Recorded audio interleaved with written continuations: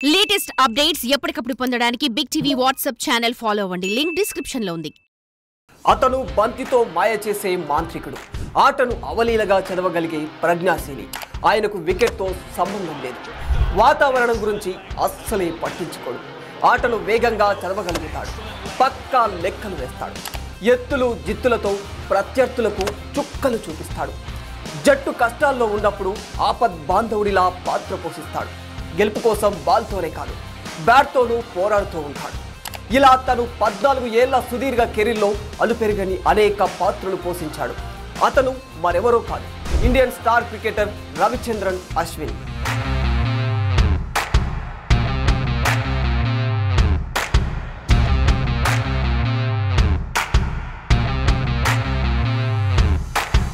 భారత క్రికెట్ చరిత్రలో మరో అధ్యాయం ముగిసిందనే చెప్పుకోవచ్చు.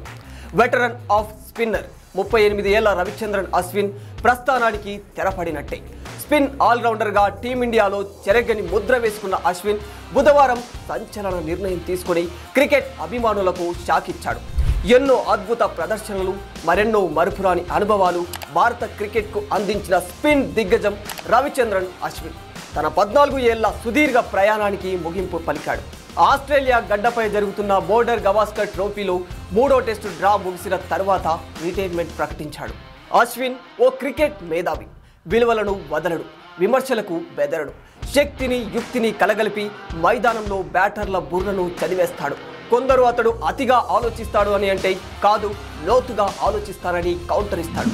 క్రికెట్ సైంటిస్టుల కొత్త టెక్నిక్స్తో అభిమానులను సంభ్రమాశ్చర్యాలకు గురిచేస్తూనే ఉంటాడు. అయితే చెన్నైకి చెందిన అశ్విన్ 2010 జూన్ 5న శ్రీలంకతో వన్డే మ్యాచ్తో అంతర్జాతీయ క్రికెట్లోకి అరంగేట్రం చేశాడు. అదే ఏడాది జూన్ 12న జింబాబ్వేతో తొలి టీ20 మ్యాచ్ ఆడిన అశ్విన్ 2011 నవంబర్ 6న వెస్టిండీస్తో తొలి టెస్టుల్లోకి అడుగుపెట్టాడు. గతేడాది అక్టోబర్లో ఆస్ట్రేలియాతో కెరీర్ చివరి వన్డేను కూడా ఆడిన అశ్విన్ 2022లో ఇంగ్లాండ్తో ఆఖరి టీ20లో పాల్గొన్నాడు. టెస్టు క్రికెట్లో తనకంటూ ఓ ప్రత్యేక గుర్తింపును తెచ్చుకున్నాడు.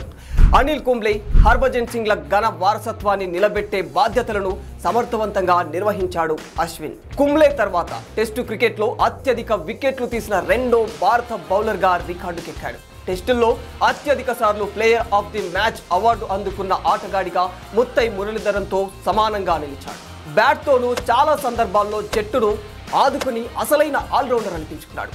టెస్టుల్లో అతను 6 సెంచరీలు, 14 హాఫ్ సెంచరీలు చేశాడు. వీటిలో చాలా ఇన్నింగ్స్లు జట్టు క్లిష్ట పరిస్థితుల్లో ఉన్నప్పుడే ఆడినవి.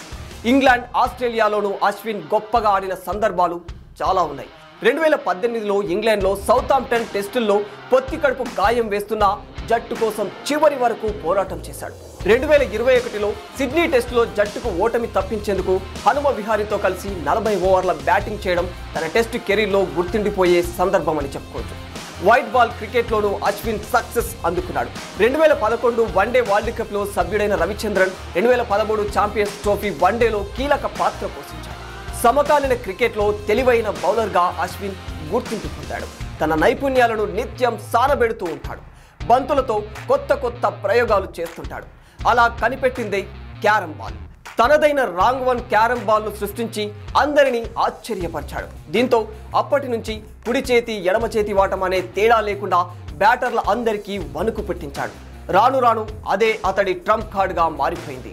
ఐసీసీ టోర్నీల్లోనూ అశ్విన్ ఎంతో గొప్పగా రాణించాడు. 2011 వన్డే వరల్డ్ కప్, 2013 ఛాంపియన్స్ ట్రోఫీలను భారత జట్టు నెగ్గడంలో అతడు కీలక పాత్ర పోషించాడు. 2010, 2016 ఆసియా కప్ నెగ్గిన జట్టుల్లోనూ అశ్విన్ సభ్యుడిగా ఉన్నాడు. 2023 world cup, 2017 champions trophy, 2014 T20 world cup, 2021 నుంచి 23 వరల్డ్ కప్ టెస్ట్ ఛాంపియన్షిప్లో ఫైనల్లోనూ అతను ఆడాడు.